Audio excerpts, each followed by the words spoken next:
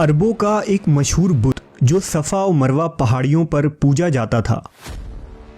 ये वो बुत थे जिसे लोगों ने अपने हाथों से नहीं तराशे थे, बल्कि ये जीते जागते हकीकी इंसान थे। उन्होंने खाने काबा के अंदर ऐसा क्या जुर्म किया था जिसकी वजह से अल्लाह ने उन्हें ऐसा खौफनाक अजाब दिया जो आने वालों के लिए इबरत की निशान बन गई।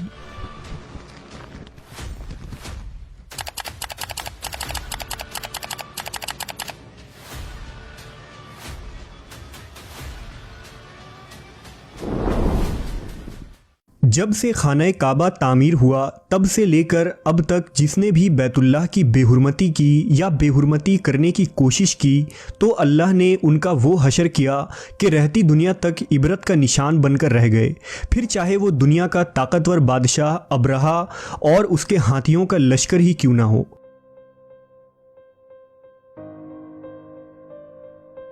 इसके अलावा तारीख़ में कई ऐसे वाक़यात मिलते हैं कि जिन्होंने काबा शरीफ की बेहुरमती की और उनको अल्लाह ने दर्दनाक अजाब देकर तबाह कर दिया।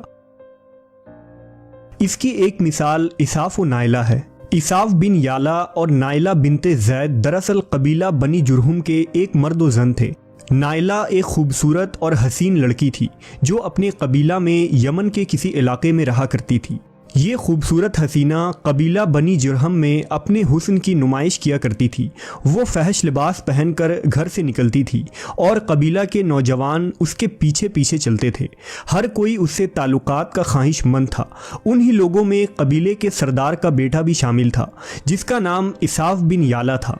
इसाफ और नाइला आपस में मोहब्बत कर बैठे और ये मोहब्बत बहुत ही जल्द खबासत में बदल गई। उन्होंने आपस में नाजायज़ ताल्लुकात कायम कर लिए और जब कभी मौका मिलता तो दोनों जिना में मशगूल हो जाते। इस तरह ये सिलसिला यूं ही चलता रहा। जब उनके घर वालों को इसका इल्म हुआ तो वो उनके खिलाफ हो गए, जिस वजह से उनके मिलने पर पाबंदी लगा दी गई।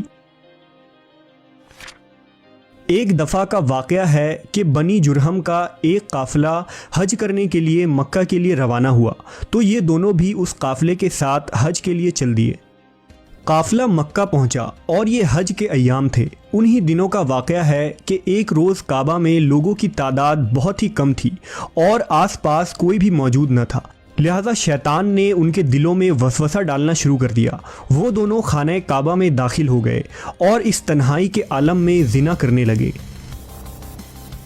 उनके इस खबासत और काबा की बेहुरमती पर ज़मीन और आसमान कांप उठा। समुंदर की मौजें जोश मारने लगी और अल्लाह की तरफ से अजाब नाजिल हो गया। हुआ यूं कि जब वो खाना काबा के अंदर बदफेली कर रहे थे तो उसी वक्त उनकी रूहें कब्ज़ कर ली गईं और उनके गोश्त पोश्त के जिस्म पत्थर के बनते चले गए। ये लम्हा इंतहाई खौफनाक और अजीबो गरीब था। दो जिंदा इंसान अजाब इलाही के तहत अब पत्थर के बन चुके थे। कुछ देर बाद जब बनी जुरहम के लोग काबा के करीब आए और बैतुल्लाह के दरवाजे को खोला तो दोनों बदबख्त बरहना हालत में पत्थर बने खड़े थे। वो ये समझ गए कि ये खबीस अल्लाह की मुक़द्दस घर में किस जुर्म का इर्तिकाब कर रहे थे। लोगों ने दोनों के मुजस्समों को उठाया और बाहर लाकर ज़मीन में गाड़ कर उन्हें खड़ा कर दिया ताकि ये लोगों के लिए इबरत का निशान बना रहे। कुछ दिन गुजरने के बाद मक्का के लोगों ने इसाफ के बुत को उठाकर कोहे सफ़ा के मकाम पर रख दिया और नाइला के बुत को उठाकर कोहे मरवा के मकाम पर रख दिया। सफ़ा और मरवा दरअसल दो पहाड़ी हैं जो हरम काबा के बिल्कुल करीब ही हैं। उन्हीं दो पहाड़ियों पर चढ़कर और चक्कर लगाकर बीबी हाजरा अलैहिस्सलाम ने उस वक्त पानी की तलाश की थी जब हज़रत इस्माइल अलैहिस्सलाम शेर खार बच्चे थे और प्यास की शिद्दत से बेकरार हो गए थे। इसलिए ज़माना कदीम से ये दोनों पहाड़ियाँ बहुत मुक़द्दस मानी जाती थी और हाजी उन पर चढ़कर बड़े एहतराम और जज्बा अक़ीदत के साथ तवाफ़ किया करते थे। जब इसाफ और नाइला के बुत को सफ़ा और मरवा पर रखा गया तो उनकी सज़ा ये तजवीज़ की गई कि जो शख्स भी सफ़ा और मरवा पर जाए वो उन दोनों बुतों को एक एक जूता मारे। एक दो नस्लों तक तो ये अमल जारी रहा। फिर लोगों ने उन्हें जूतों के बजाय थप्पड़ मारना शुरू कर दिए और कुछ नस्लों बाद लोग उन्हें सिर्फ हाथ लगाया करते थे। इस तरह वक्त गुजरने के साथ लोगों ने उनसे इबरत हासिल करना कम और उनकी ताज़ीम ज़्यादा करने लगे। यहाँ तक कि एक वक्त ऐसा आया कि अरबों ने जाहिलियत की बिना पर उनको मोहब्बत की अलामत करार देना शुरू कर दिया और कबीलों में उन दोनों के इश्क की दास्तानों को फ़ख्र से बयान किया जाने लगा। आहिस्ता आहिस्ता ये मोहब्बत के देवी और देवता करार पाए। 5वीं सदी तक इसाफ और नाइला के उस बुत को अरबों के बड़े बुतों में शुमार किया जाता था, जिनके आगे लोग सजदा किया करते थे और कुर्बानी भी चढ़ाते थे। हज़रत ज़ैद बिन हारिस रज़ी अल्लाह ताला अन्हु बयान करते हैं कि ज़मानाए जाहिलियत में जब मुशरिकीन मक्का बैतुल्लाह का तवाफ़ करते थे तो इसाफ़ व नाइला के उस बुत को छूते थे। मैं एक दफ़ा रसूल अल्लाह सल्लल्लाहु अलैहि वसल्लम के साथ बैतुल्लाह का तवाफ़ कर रहा था, लिहाजा जब मैं उन बुतों के पास से गुज़रा तो उनको छुआ। इस पर आप सल्लल्लाहु अलैहि वसल्लम ने मुझको उन बुतों को छूने से मना किया। मैंने अपने दिल में कहा कि देखूं तो सही कि छूने से होता क्या है, इसलिए दोबारा उनको छुआ। आप सल्लल्लाहु अलैहि वसल्लम ने दोबारा ज़रा सख्ती से मना करते हुए फरमाया, क्या तुमको मना नहीं किया था? हज़रत ज़ैद फरमाते हैं कि अल्लाह की कसम, उसके बाद कभी किसी बुत को मैंने हाथ नहीं लगाया और मैं कसम खाकर कहता हूँ कि नबी सल्लल्लाहु अलैहि वसल्लम ने कभी भी किसी बुत को नहीं छुआ था, यहाँ तक कि अल्लाह ने आपको नबूवत अता फरमा दी और आप पर वही नाजिल होने लगी। एक दिन रुश्द व हिदायत का एक सूरज तुलू हुआ, जिससे ये पूरा खत्ता जगमगा उठा। हुजूर पाक सल्लल्लाहु अलैहि वसल्लम नबूवत के ओहदे पर फायज हुए। आप सल्लल्लाहु अलैहि वसल्लम ने दावत व तबलीग का काम शुरू किया।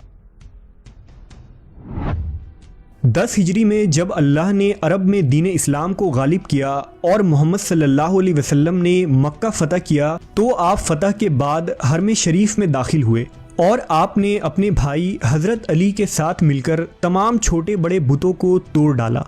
आप बुत तोड़ते जाते और ये फरमाते जाते कि हक़ आ गया और बातिल मिट गया। बेशक बातिल ने मिट जाना ही था।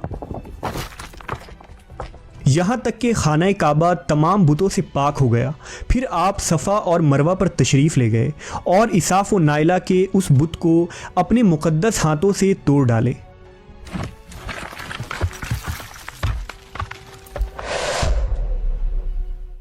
हमने देखा कि इसाफ़ व नाइला के इस बुत को लोगों ने बतौर इबरत सफ़ा और मरवा पर रखा था, लेकिन शैतान ने उन्हें ऐसा गुमराह किया कि वो उनकी पूजा करने लगे।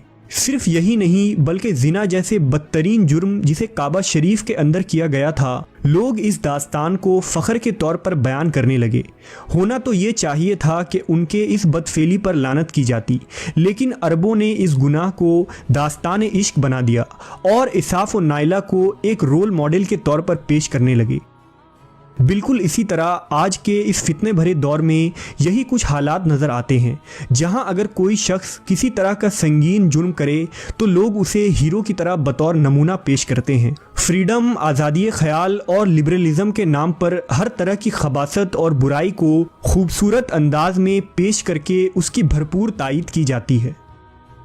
अल्लाह रब्बुल इज़्ज़त से दुआ है कि अल्लाह हमें हर किस्म की बुराइयों और फितनों से महफूज रखे और शैतानी लईन के वसवसों और चालों से हिफाजत फरमाए।